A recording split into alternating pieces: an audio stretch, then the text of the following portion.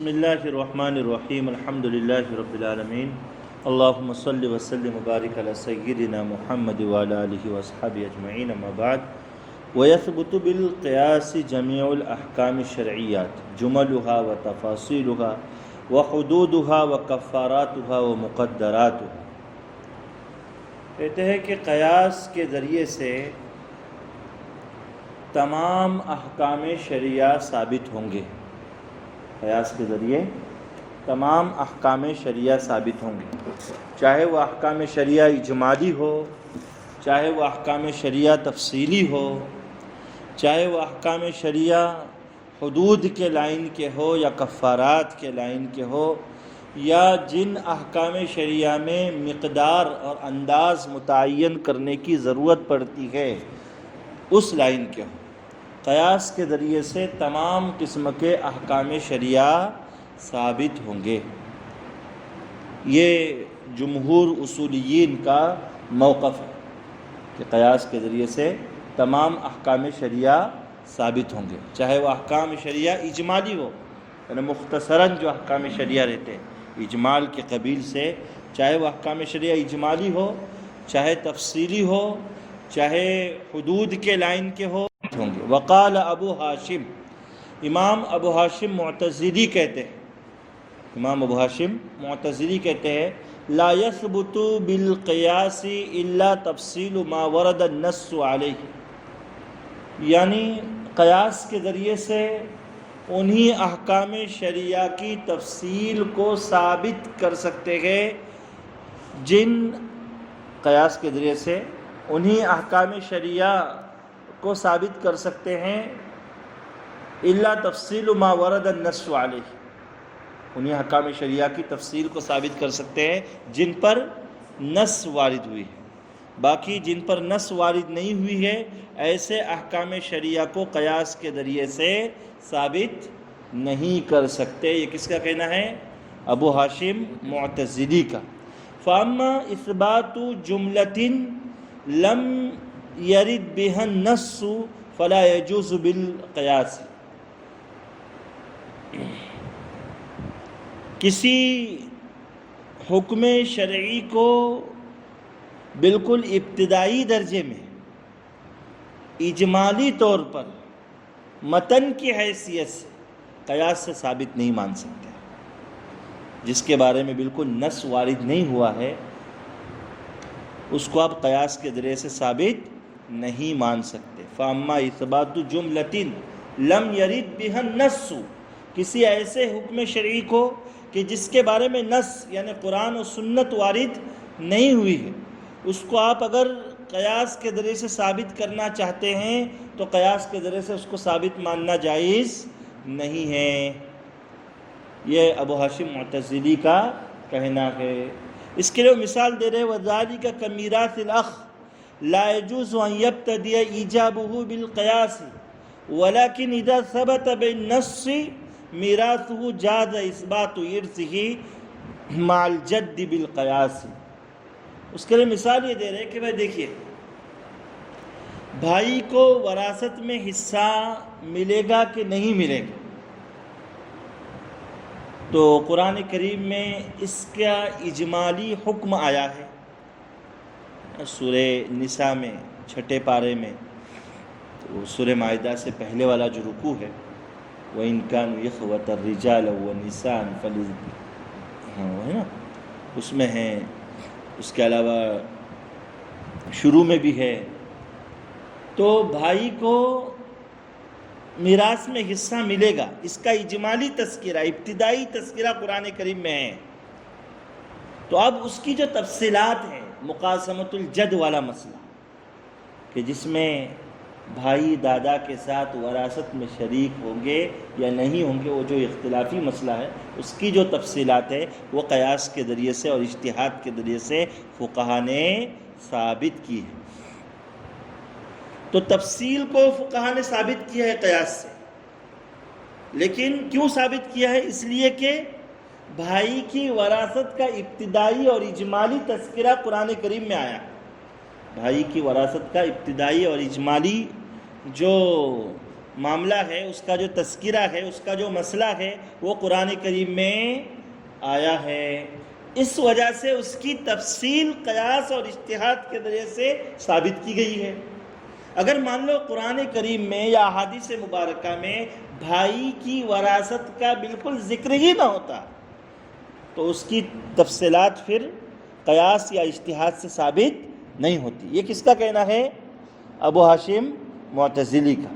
تو ابو ہاشم معتزلی کا کیا کہنا ہے کہ جس حکم شرعی کا اجمالی ذکر یا ابتدائی تذکرہ نص سے ثابت ہو، اس کی تفصیل قیاس کے ذریعے سے ہم کر سکتے ہیں، لیکن جس حکم شرعی کا بالکل کہیں کوئی ذکر ہی نہ ہو، کوئی اجمالی یا ابتدائی تذکرہ ہی نہ ہو، تو اب اس کی تفصیل کو ہم قیاس کے ذریعے سے ثابت کرنے جائیں گے تو ثابت نہیں کر سکتے، یہ جائز نہیں ہے۔ بات سمجھے؟ اس کے لیے انہوں نے یہ مثال دی کہ بھائی کی وراثت کا ابتدائی تذکرہ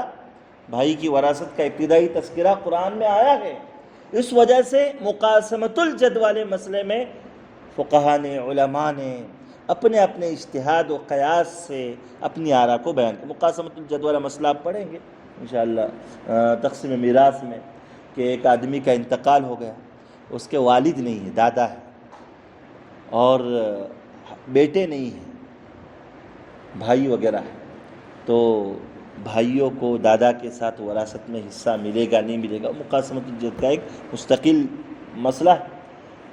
تو جب بھائی کو وراثت ملنے کا ذکر قرآن میں ہے، اجمالی تذکرہ، اس وجہ سے اس کی تفصیلات اب قیاس اور اجتہاد سے ہو رہی ہے، اس کی جو یہ ہے تفصیلات قیاس اور اجتہاد سے ہو رہی ہے۔ یہ دوسرا مسلک ہو گیا، بات سمجھے؟ تو جمہور کا تو کیا موقف تھا کہ اجمالی، تفصیلی، حدود، کفارات، مقدرات، مقادیر، نصوب زکوٰۃ، جتنے بھی مسائل ہیں، سارے کے سارے مسائل جمہور خصوصاً اصولیین شوافی کا ماننا یہ ہے کہ وہ قیاس سے ثابت ہونا جائز ہے، بس قیاس سے ثابت ہوں گے۔ وقال اصحاب ابی حنیفہ، حنفیہ کا کیا نظریہ ہے؟ حنفیہ کا کہنا ہے کہ لا مدخل للقیاس فی اثبات الحدود والکفارات والمقدرات کالنصب فی الزکوات والمواقیت فی الصلوات وہو قول الجبائی۔ حنفیہ کا اور جبائی معتزلی، ابو علی جبائی معتزلی جو معتزلہ کے بڑے قائد ہیں، امام، ان کا کہنا ہے کہ قیاس سے احکام شریعہ ثابت ہوں گے، لیکن حدود، کفارات، مقداریں، زکوٰۃ کے نصابات، مقدرات، نماز کے اوقات وغیرہ، یہ جو چیزیں ہیں ان میں قیاس کو کوئی دخل نہیں، ان میں قیاس کو کوئی دخل نہیں، یعنی قیاس سے یہ چیزیں ثابت نہیں ہوگی۔ بات سمجھے؟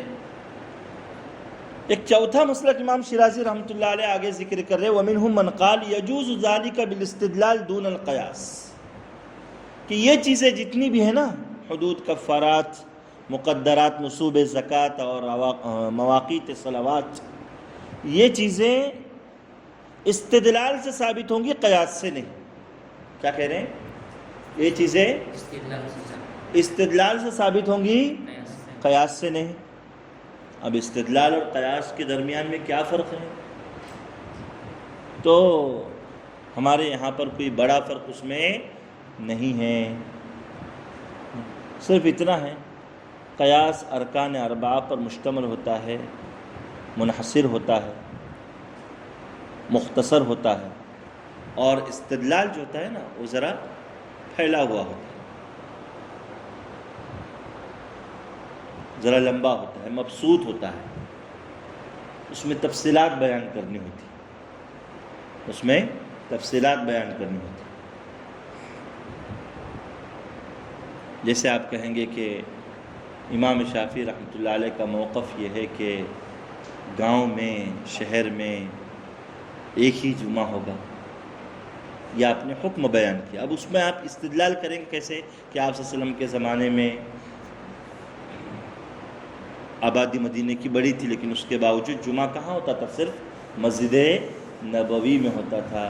دیگر جگہوں پر بھی نماز وغیرہ پڑھی جاتی تھی محلے کے اعتبار سے، لیکن اس کے باوجود بھی جمعہ کہاں منعقد ہوتا تھا؟ مسجد نبوی میں۔ تو اس سے ایک ثبوت ملا کہ جمعہ شہر میں ایک ہی جگہ منعقد ہوگا، گاؤں میں ایک ہی جگہ منعقد ہوگا۔ اس طریقے سے اور بھی کوئی مسئلہ ہے تو آپ کو اس اعتبار سے ذرا ثابت کرنا پڑے گا، غور و خوض کرنا پڑے گا دلائل میں، اور دلائل کے ذریعے سے آپ کو اس کا حل سامنے لانا پڑے گا۔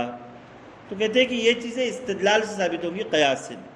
شواف استدلال اور قیاس میں کوئی بڑا فرق کرتے نہیں ہے۔ بہر تو امام شیرازی نے پہلے موقف کو ترجیح دی ہے۔ کون سا موقف؟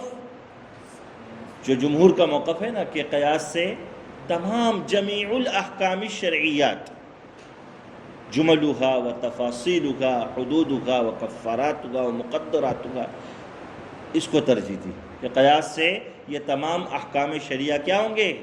ثابت ہوں گے۔ والدلیل علی ما قلناہ، ہمارے موقف پر دلیل، پہلا جو موقف ہوتا ہے، آپ نے دیکھا آج تک امام شیرازی رحمۃ اللہ علیہ کا یہی طرز ہے کہ پہلا جو موقف ہوتا ہے ان کا ہوتا ہے، تو اس پر دلیل کیا؟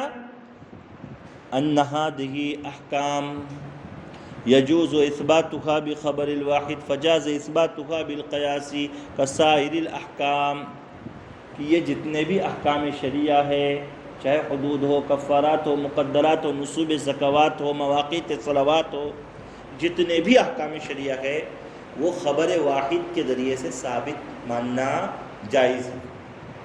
تو خبر واحد اور قیاس کا مرتبہ یکساں ہے، تو جب خبر واحد کے ذریعے سے وہ احکام شرعیہ ثابت ہو سکتے ہیں تو قیاس کے ذریعے سے بھی ثابت ہو سکتے ہیں۔ جیسے دیگر احکامات کا معاملہ ہے ویسے اس کا بھی معاملہ ہے، کسائر الاحکام، دیگر احکام کے مانند۔ بات سمجھ میں آ رہی ہے؟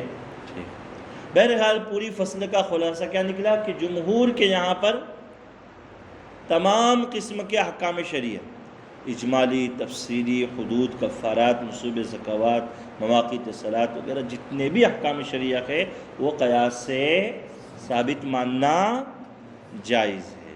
بات سمجھے؟ اب آگے دیکھیے فصل وَأَمَّا مَا طَرِيقُهُ الْعَادَةُ وَالْخِلْقَةُ، اگلی فصل ہے فَأَمَّا الْأَسْمَاءُ وَاللُّغَاتُ فَهَلْ يَجُوزُ إِثْبَاتُهَا بِالْقِيَاسِ فِيهِ وَجْهَانِ أَصَحُّهُمَا أَنَّهُ يَجُوزُ وَقَدْ مَضَى ذَلِكَ فِي أَوَّلِ الْكِتَابِ، کیا اسماء اور لغات یعنی چیزوں کے نام اور الفاظ کی لغتیں یہ قیاس کے ذریعے سے ثابت ماننا جائز ہے؟ تو یہ بیان تو آپ نے بالکل کتاب کے شروع میں پڑھا تھا لما کے، کہ چیزوں کے نام اور الفاظ کی لغتیں کن کے ذریعے سے ثابت ہوتی ہے؟ 4 ذرائع سے، من 4 جہات پڑھا تھا نا آپ نے، من اللغتی والعرفی والشرعی والقیاس، تو قیاس بھی وہاں پر تھا۔ تو اصح مسلک یہی ہے کہ قیاس کے ذریعے سے چیزوں کے نام اور الفاظ کی لغتیں ثابت ہوتی ہے۔ کیسے؟ وہاں پر اس کی مثال دے دی گئی تھی کہ خمر کو اللہ تعالیٰ نے حرام قرار دیا، اور خمر کسے کہتے ہیں؟ عصیر العنب اذا اشتد، انگور کا ورس جس میں گاڑھا کر کے اس کو نشاور بنا دیا گیا اس کو خمر کہتے ہیں، قرآن نے اس کو حرام قرار دیا ہے۔ نبیذ تمر کو بھی آپ خمر کا نام دیتے ہیں، فقہا کتاب میں خمر بھی لکھتے ہیں اس کو، نبیذ تمر یعنی کھجور کی نبیذ، اس کو بھی خمر کہتے ہیں۔ جیسے بیئر کو بھی کیا کہیں گے؟ شرابی کہیں گے، خمری کہتے ہیں مان لو۔ تو کیوں کہتے ہیں؟ قیاسن کہتے ہیں، حالانکہ وہ انگور کے رس سے نہیں بنی ہے۔ نبیذ تمر تو کھجور کا یہ، تو وہ انگور کے رس سے نہیں بنی ہے، لیکن اس نام کو خمر کے نام پر، عصیر العنب پر قیاس کیا گیا ہے۔ اور علت کیا؟ نشے کی وجہ سے قیاس کیا۔ تو قیاسن بھی چیزوں کا نام متعین ہوتا ہے، الفاظ کی لغتیں متعین ہوتی ہیں۔ بات سمجھے؟ مان لو بالکل حضرت آدم علیہ السلام کے زمانے میں جو ایک جانور تھا گھوڑے کی شکل کا، اس کو فرسن کہا جاتا تھا، وہ گھوڑا بھی مر گیا، وہ زمانہ ختم ہو گیا پورا، لیکن اس کے باوجود بھی بعد کے زمانے میں ویسے ہی جانور کا نام کیا رکھا گیا؟ فرسن رکھا گیا. تو کیوں؟ قیاس کرتے ہوئے. کیسے رکھا گیا؟ قیاس کرتے ہوئے رکھا گیا. تو پتہ کیا چلا کہ چیزوں کے نام اور الفاظ کی لغتیں یہ قیاس سے ثابت ہوتی ہے. تو اصح انہ یجوز، اصح مسلک یہی ہے کہ جائز. اور امام شیرازی فرماتے ہیں کہ یہ بحث اول کتاب ہے، کتاب کی بالکل ابتدا میں پہلے حصے میں آپ ماشاءاللہ پڑھ چکے ہیں. جی فصل، اگلی فصل ہے وَأَمَّا مَا طَرِيقُهُ الْعَادَةُ وَالْخِلْقَةُ، وہ احکام شریعہ جن کا تعلق عادت اور فطرت سے، جن کا تعلق کس سے؟ عادت اور فطرت سے. جیسے عورت کی ماہواری یعنی وہی حیض اور نفاس وغیرہ کا معاملہ، اس کی مدت وغیرہ، یہ عورت کی عادت اور فطرت سے اس کا تعلق ہے. عورت کی عادت اور فطرت سے اس کا تعلق ہے. کاقل الحیض واکثرہ، تو یہ سب چیزیں یعنی حیض کی اقل مدت کتنی، اکثر مدت کتنی، اوسط مدت کتنی، نفاس کی اقل مدت کتنی، اکثر مدت کتنی، اس میں قیاس کو کوئی دخل نہیں، اس میں قیاس کو کوئی دخل نہیں ہے. فلا مجال للقیاس فیہ، اس میں قیاس کو کوئی مجال نہیں، مجال یعنی مداخلت نہیں ہے، انٹرفیئر نہیں ہے. لأن معناها لا يعقل بل طریق اثباتها خبر الصادق، اس لیے کہ یہ جو احکام شریعہ ہے ان میں عقل کو کوئی دخل نہیں ہے، بلکہ یہ اللہ کے رسول صلی اللہ علیہ وسلم نے جیسے بتلایا ہے، جو مدت اس کی بتلا دی ہے، تو اس اعتبار سے اس کی اقل مدت اور اکثر مدت کا اس پر دار و مدار ہے. بات سمجھے؟ لأن معناها لا يعقل بل طریق اثباتها خبر الصادق. اسی طریقے سے عورت کو پتہ ہے کہ اس کو عمومی طور پر جو ہے کتنی مدت تک اور کتنے زمانے تک جو ہے یہ حیض آتا ہے یا نفاس آتا ہے، تو وہ جو بتلائے گی اس پر اس کا دار و مدار رہتا ہے. یہ چیز ہم عقل کے ذریعے سے طے نہیں کر سکتے. بات سمجھے؟ تو وہ احکام شریعہ جن کا تعلق عادت اور فطرت سے، وہ احکام شریعہ بھی قیاس سے ثابت نہیں ہوتے. وہ احکام شریعہ قیاس سے ثابت نہیں ہوتے. ان کی مدت، اقل مدت، اکثر مدت شریعت نے طے کر دی. اس سے زائد، جیسے 15 دن اس کی اکثر مدت ہے، 15 دن سے زائد بھی اگر خون آئے تو اس کو ہم کیا مانیں گے؟ استحاضہ مانیں گے. کیا مانیں گے؟ استحاضہ. اس کو حیض کا حکم نہیں دیا جا سکتا. بات سمجھے؟ اب وہاں کوئی عقل نہیں لڑا سکتا، وہاں اپنی کوئی سمجھ یا عقل لڑانا چاہے تو سمجھ یا عقل لڑانے کا اس کو کوئی دخل نہیں ہے. بات سمجھے؟ آگے فرمائے وَكَذَلِكَ مَا طَرِيقُهُ الرِّوَایَةُ وَالسَّمَاعُ كَقِرَانِ النَّبِي صلی اللہ علیہ وسلم وَإِفْرَادِهِ. اسی طریقے سے وہ احکام شریعہ جن کا تعلق روایت سے ہے، جن کا تعلق سماع سے ہے، سننے سے، یعنی نقل در نقل وہ احکام شریعہ چلے آ رہے ہیں، تو ان میں بھی قیاس کو کوئی دخل نہیں ہے. جیسے اس کے لیے 2 مثالیں پیش کی کہ اللہ کے رسول صلی اللہ علیہ وسلم نے بعثت کے بعد ایک حج فرمایا ہے جس کو ہم حجۃ الوداع کہتے ہیں. تو اللہ کے رسول صلی اللہ علیہ وسلم نے اس میں حج قران کی نیت فرمائی تھی یا افراد فرمایا تھا. افراد کہتے ہیں کہ آدمی جیسے اللہ کے رسول صلی اللہ علیہ وسلم مدینہ سے ایک ہی احرام باندھ کر چلے حج کا، اور بس حج سے فارغ ہو گئے اور احرام کھول دیے.